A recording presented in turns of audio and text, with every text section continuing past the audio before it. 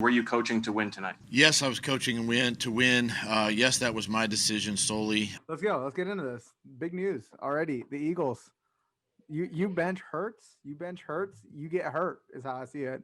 That's how that works. Did anyone see this coming? Because I didn't. I didn't think this was going to happen. The firing or the benching? Well, I understand the benching. The firing. The benching is 1 year old now, right? So that story is about a year old. I guess I didn't expect the firing. It depends on if you think the benching was just a unilateral decision by Pederson or if management told him to do it. Okay. So here's my thought process of how this whole thing happened. I think that management told him to bench Hurts, lose the game, save the pick. I think all of management wanted that, but the individual team did not. And I think because of the fact that the team did not, he lost the locker room, and that's why management decided to pull the trigger. Personally, I feel like, look, if you lost your locker room, what good is you as a coach? I mean, you had Miles Sanders going out there publicly and saying like that was the wrong move. I mean, it's fine, but like, cut Miles Sanders. Just kidding. I'm just kidding. I mean, that's why you got Boston Scott. There was multiple players that kind of got into it with him. Like, why are you losing this game on purpose? But you do think the ownership is the side that directed the coach to make the benching? Yeah, I 100% believe that. Why else would you do that? So I also agree, but then why would they fire him now?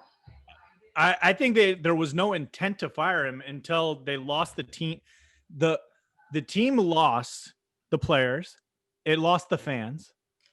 So now they got to do something to spark it up. Which sucks for Pederson.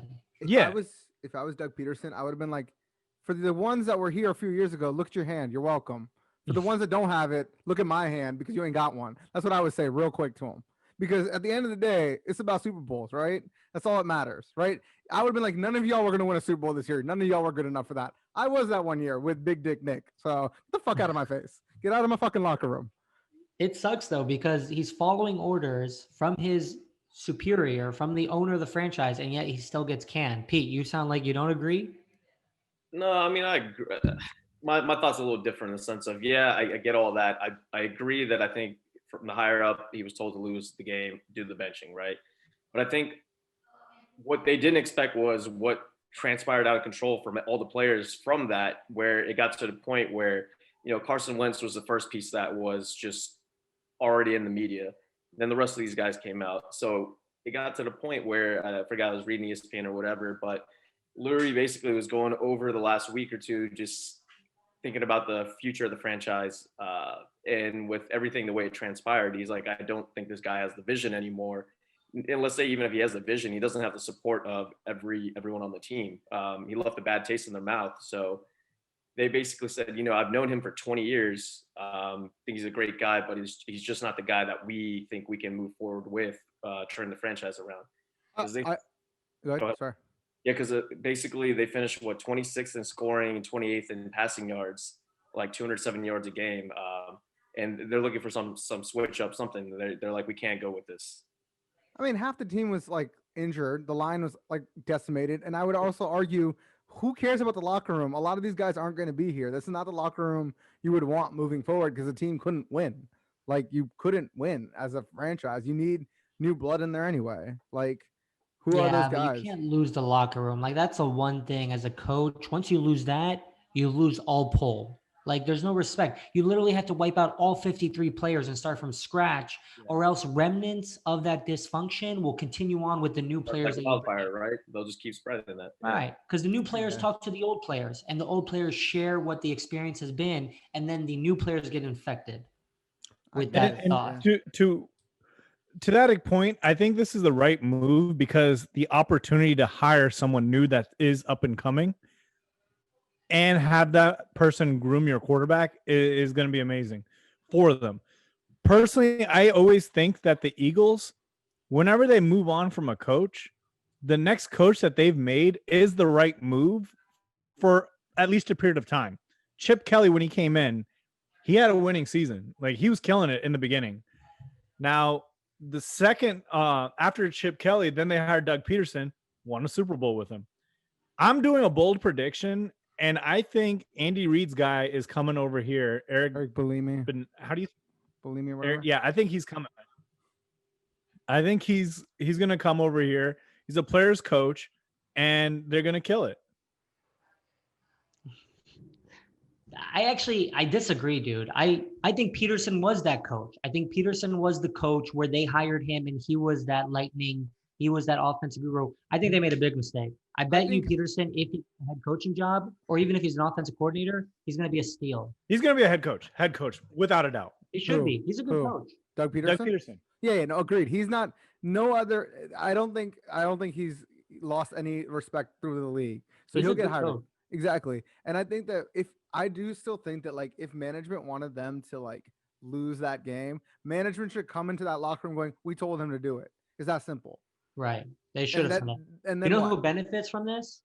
The Jason Cowboys, Garrett? Oh, sorry. the Washington football team, and the Giants, because that's a good coach that's leaving the division, and all three teams benefit. I agree with that 100%. I also think that it'd be hilarious if they hired Jason Garrett. That'd be so funny. They can have him. He sucks. I know. That'd be great. I'm hoping for it. Dude, I'm telling you, watch out for coach. You'd have a coach tenting out in Jerry Jones's house, like McCarthy. You don't like Mike McCarthy, do you? I'm not sold on him yet.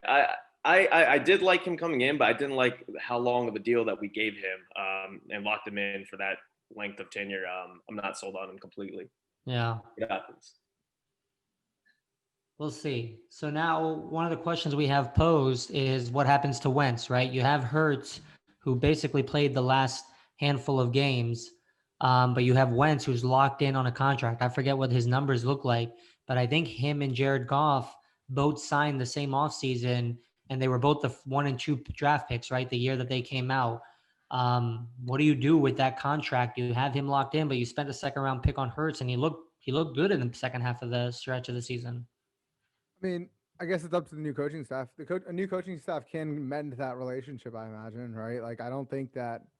I think Doug. He was done with Doug Peterson. I don't think he was done with the Eagles. I think the right staff comes. He doesn't in. want to leave. I think reports came out that he wants to stay. Yeah, but he wants to be the starter. I mean, and as he should be with that kind of money, right? I mean, I honestly like. Then the question is, if you keep Wentz, what do you do with Hurts? Well, that's the issue you create when you draft quarterbacks high within like a few, like even Kirk Cousins, who was not even a first, second, or third round pick. He was a fourth round pick, but that still caused drama. A first and a second round pick are definitely going to cause drama. Yeah. So Carson Wentz, he is signed through 2024. Right. He's got the 4-year, 128 mil. But they also have a potential out in 2022. I don't know if that's a player option or a team option. Okay. So at least another year he has to be on the team. Yeah, I don't think that they're gonna move out of like he's gonna stay on the team for next year. That without a doubt. I think that the reason why I don't think it's without a doubt, he probably is, but I think the thing is that I think there's gonna be a lot of like quarterback movement this offseason with like Watson's like rumored because he wants out. If Wentz wants out, if like Stafford wants out, if Matt Ryan wants out, I think it could just be a quarterback shuffle. Like I think that like you could see Wentz end up on the Colts. You could see Stafford end up on the Colts because we're gonna talk about this in a minute, but what's gonna happen to the Colts? Rivers is done. Like we know officially it's over, right? So, but you get how the salary cap works a little bit differently in football than the other major sports, right? When you move a guy who's got that much contract, even if you can find a team to trade him with, you take a huge cap hit. And so your salary cap that you can use to buy players, a bunch of it becomes dead. Like you can't. His cap hit this next year is 34 mil. But it's for that one season, right? Because if it's out in the 2022. I'm talking about 2021. His cap hit is 34 mil. Yes. And if they were to cut him, his dead cap hit is 59 million. Yeah, they're not That's cutting insane. him. Right? They can't cut him. That's not going to happen. They can't cut. That's They what I'm can't cut saying. him. They can't. You might as well have a backup quarterback if you got to eat up that money anyways. But that's right? but what happens if you trade him? That dead cap is not 59 million still, is it? No, it's not. It's not. But there is for someone to take on that money, Who's like gonna want to pick that up though? Is what yeah, it you is. need someone to be willing to pick up his contract. I think Detroit or like That's the Colts if would you be. waive him. If you waive him and someone picks him off waivers, then they pick up the contract. But I think if you trade him, you take a cap hit. It depends. It's part of the negotiation of the trade. As part of the trade, you can either give the whole contract, you can take a portion of the contract, or it is what it is. That's why when I forgot who it was, I think it was the Browns and Houston back in the day with Brock Osweiler, when they did the trade, Yeah. the Texans gave a second round pick plus Brock Osweiler so the other team could take on the full contract. And they just had so much cap, and they had so much money in cap, they just cut him. And they're like, all right, whatever. Like, it's just dead money we're gonna pay out to get a second round pick. They essentially just paid like $30 million for like a second round pick. So you have to find someone willing to take on his contract for a risk that he may not be the same guy that he used to be.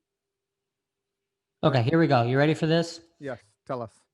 The team trading a player is pretty much treated the same as if they are releasing that player. The team is relieved of paying all future base salaries, but must still account for the bonus money that has already been paid to the player. The team acquiring the player has to take over the remaining contract, but doesn't have any liability for any bonus money previously paid. So that money, the bonus money, is what goes against the cap, I guess, of the team moving the player off the books.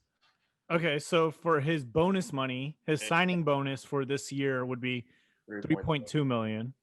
His roster bonus is 10 million, and his option bonus is 6 million. So that's the total. Add those numbers up and you get the dead cap. You guys want okay, this is my hot take. Patriots make a move. 2022, they have the second most cap space as of right now.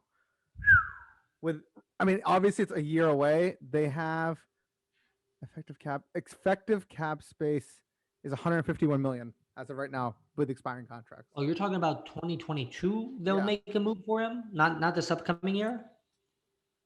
I just forgot what year we're in. I think they need it. I think they need Wait. to move The him. Patriots are third right now. 58 million in dead in open cap in 2021, and they need a quarterback. Cam's not coming back there. Let's be honest, he's not coming back there. They shouldn't want him back. He played Yeah. awful. Yeah, so Wentz might be going there. I don't know, man. I don't know. Just We've some had theories. this conversation before, but if I'm Washington, I'm open to it. No, I don't No. want Wentz. I don't want Wentz. We got Heineke. How Oh, many well- quarterbacks are y'all gonna try to ruin? Let's be real. Heineke, we have not ruined yet. All right, but anyway.